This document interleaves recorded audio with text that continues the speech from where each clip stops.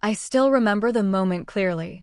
The way his eyes pleaded without him saying a word.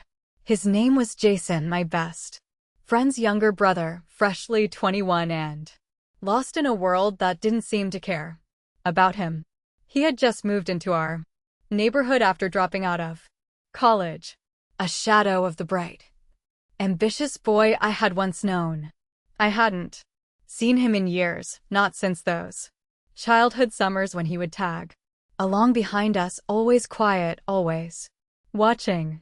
But this Jason, he was different now, grown, broken, and yet something about him drew me in. Maybe it was the pain he wore like armor. Maybe it was the way he looked at me like I was the only one who ever saw past the wreckage. At first, it was innocent. I offered to help him settle in, brought over home-cooked meals, helped him fix up his place. He needed a job, and I pulled a few strings to get him an interview at the local bookstore where my friend Rachel worked. He was grateful, but there was something deeper in his silence, in the way he lingered. Every time I visited, one rainy evening, he showed up at my door, soaked, trembling, and desperate. I didn't know where else to go, he whispered, his voice barely audible above the sound of the storm.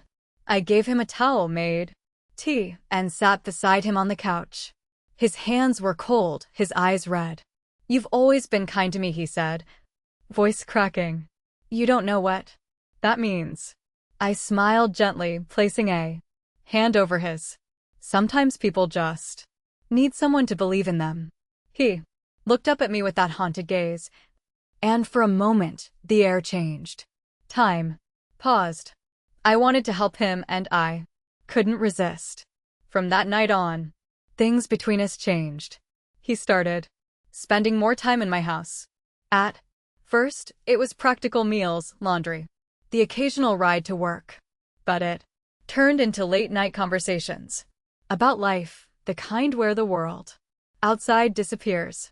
Jason was vulnerable in a way that made him seem older and younger all at once.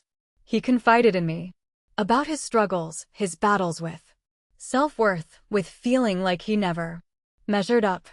I found myself looking forward to our talks. His presence became something I craved, like a familiar melody that played in the back of my mind. I kept reminding myself that I was only trying to help. But deep down, I knew it had gone beyond that.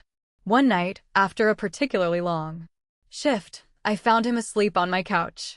The television still playing some old comedy show. A blanket had slipped off his shoulders. I quietly placed it back over him, but as I did, he stirred and opened his eyes. "You're always looking out for me," he said, his voice husky from sleep. "I care about you," I replied, brushing hair from his forehead. "That's all." He looked at me for a long moment before speaking again. "Sometimes I wonder what my life would be like if more people cared like you do." His words lingered in the air long after he fell back asleep. I sat beside him for hours, watching the rise and fall of his chest, caught in a storm of my own emotions. In the weeks that followed, our connection deepened.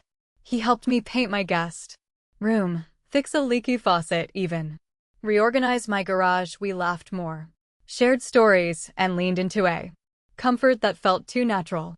I kept telling myself I was guiding him, giving him the support he needed. But my heart wasn't as detached as I pretended. Then, one evening, we took a walk down to the lake. The sky was painted in hues of gold and orange, and the breeze carried the scent of pine. We sat on a bench near the water, our hands almost touching. "You make me feel safe," he said suddenly. I turned to him. "You deserve to feel safe and loved." Jason hesitated before he replied. "I think I've started to feel something more. Something I probably shouldn't." My heart pounded in my chest. I looked away, unsure of what to say. I had known, of course. I just hadn't allowed myself to admit it. Not until now. It's complicated, I finally said. But you're not alone. He reached out and gently took my hand. It was a simple gesture, but it spoke volumes.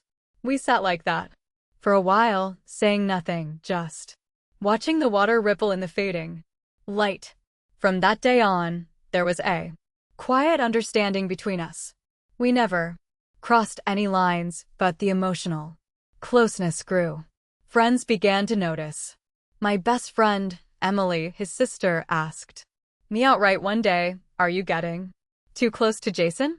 He's had a rough time. Don't let him get the wrong idea." I didn't have an answer. All I could say was, "I just want to help." And I did. But the truth was, I couldn't resist the bond we had formed. Eventually, Jason got a full-time job and moved into his own apartment across town. We still kept in touch, but the space gave both of us room to breathe. Time passed and the intensity faded into something more stable, more grounded. We still talked often, but now it was less about need and more about choice. One day he invited me over for dinner. As I walked into his place, I noticed the framed photo on a shelf, a picture of us laughing on the dock at the lake. "You kept this," I said, surprised. "Of course," he replied. "That summer changed everything for me. You helped me find myself again." Tears welled in my eyes, but I smiled. "I'm proud of you, Jason." He hugged me, holding on for a long time. There was nothing romantic in it anymore. Just a bond that had been forged through kindness, patience, and something a little like love.